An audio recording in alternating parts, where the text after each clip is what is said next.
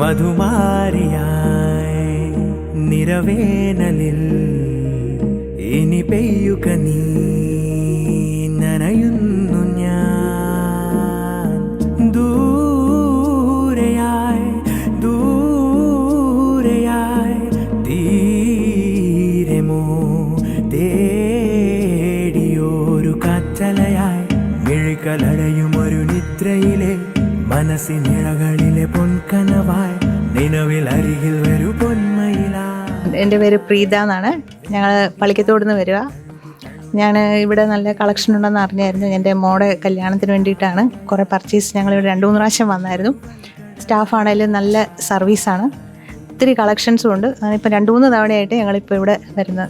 എനിക്ക് ഒത്തിരി ഇഷ്ടപ്പെട്ടു ഇവിടുത്തെ എല്ലാ കളക്ഷൻസും സാരിയും എല്ലാം.